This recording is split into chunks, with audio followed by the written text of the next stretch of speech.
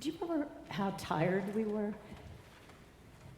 All we wanted was a little time to rest, relax, to spend some time with Jesus. We were utterly exhausted. All this ministry stuff is so new to me. I never dreamed I would have wound up preaching and serving too. I didn't see either one of us doing it. We aren't Pharisees or scribes or even rabbis, and yet Jesus saw something special in us, something that we never saw in ourselves. Or in each other. He saw some kind of special gift, even if we didn't see ourselves that way. If you think about it, that's another of Jesus' miracles. He sees some potential in us, even when we don't. Anyway, we were tired, and the last thing that we wanted to do was deal with all of those people. I don't know why we were surprised to see them, because crowds seemed to follow us, seemed to follow him everywhere we went. And we were not the only ones who were tired. Yeah. Jesus was exhausted too. And he was just one single person. And he was as much in need of rest as any of the rest of us. We were all, I think, a bit fed up with the constant demands of the people. Let me tell you, when I saw those crowds, my heart sunk. Here we go again, I thought to myself. But Jesus didn't respond like we did.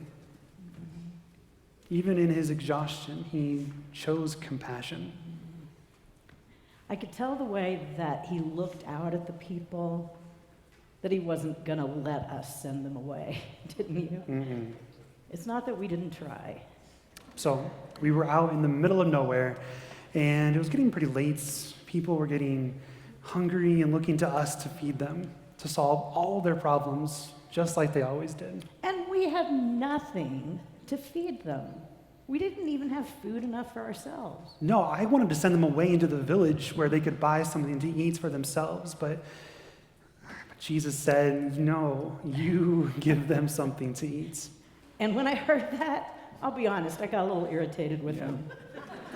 There was never enough to go around. All of these people followed us all the time, and they just wanted more and more and more. But Jesus just somehow took it all in stride.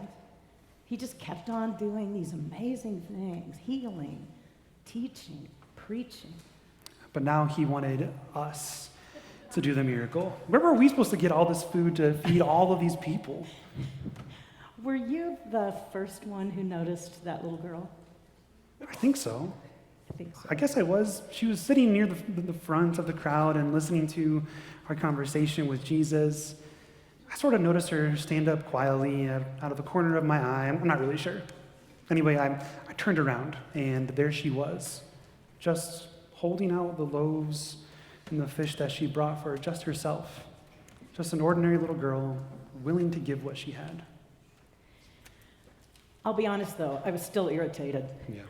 Even when I saw her. I said to Jesus, okay, there's a little girl here, and she has a little bit of bread and a couple of fish, but what are they amongst so many people? Jesus, I think, saw the frustration and irritation on our faces, well, on my face, at least. And he just smiled and said, bring the little one's bread and fish to me. He acted like that a lot, didn't he? We rarely got what he said. We all tried as hard as we could, but we usually did not have a clue about the things he said or did. But, even though we didn't get it, that never stopped him from loving us, even from leaning on us. Anyway, we all looked at each other, and I went and got the food from the little girl, and I brought it back to Jesus. To tell the truth, I was hungry, and I wasn't exactly thrilled about giving it up either. I know, we were hungry, too. And I could just see him giving this little bit of food away and leaving us, once again, with nothing to eat at all. But what else could we do? We'd already given up everything we owned to follow him, so it wasn't the first time that our stomachs had been a little bit empty.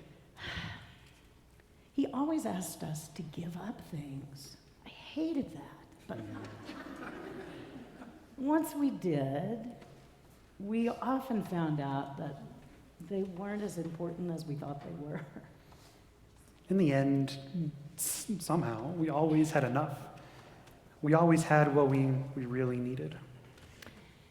Anyway, I remember you laid out the bread and the fish on the ground in front of Jesus. And he seemed to be just really moved by her action. It's like when Jesus saw that this little girl, who obviously didn't have much, was willing to share everything she had, he somehow saw that everything was going to be okay. He then turned to the crowd and told them to relax, and he motioned for everyone to sit down. And then he turned back to the food. He took it, he lifted it up to heaven, and he said, Abba, despite our fear that we're lacking, there's always enough. Thank you. Bless this food that has been provided. And then Jesus, he broke the bread and said to us, I know you'd love to keep it, but instead, share it with the people. So we did. We passed it around to those closest to us. Do you remember what happens? Yeah. Those who had nothing gratefully took the bread and the fish, but it didn't end there. Turns out the little girl wasn't the only one who had some food. Right.